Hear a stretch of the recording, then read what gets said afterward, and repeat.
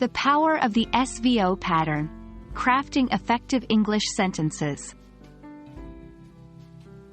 Hello there, language learners. Welcome to another episode of our Grammar Fundamentals series.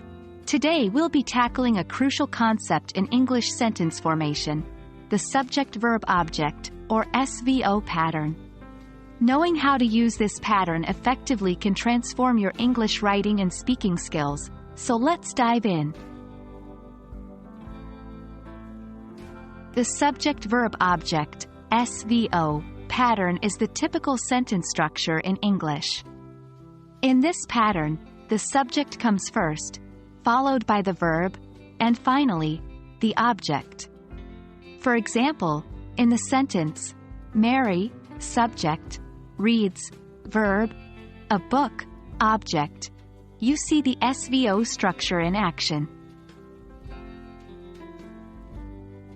No matter what you want to say in English, there's a good chance you'll be using the SVO pattern. Whether you're writing an email, participating in a conversation, or giving a presentation, this structure is your linguistic backbone. That's why it's so important to understand and master the SVO pattern. It helps make your communication clear and understandable. A core reason for the significance of the SVO pattern is how it shapes the meaning of our sentences. Swapping the positions of the subject, verb, and object can dramatically change what we're saying.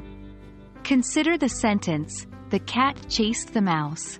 If we rearrange the elements to, the mouse chased the cat, the meaning completely flips. Hence, the order is important, and knowing the SVO pattern helps ensure we deliver the message we intend.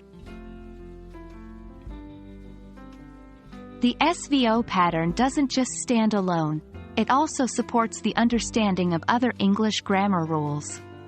It's essential in learning verb tenses, passive voice, direct and indirect objects, and more. As we progress in our journey of English language learning, we'll see this pattern acting as a fundamental base for various grammar points. In wrapping up, the subject-verb-object pattern isn't just a grammar rule. It's a building block for forming clear, effective sentences in English, impacting everything from sentence meaning to the learning of other grammar rules. Keep practicing this pattern in your writing and speaking, and you'll see improvements in your English communication. Remember, we're here to support your language learning journey. Stay curious, keep practicing, and see you in our next lesson. Happy learning!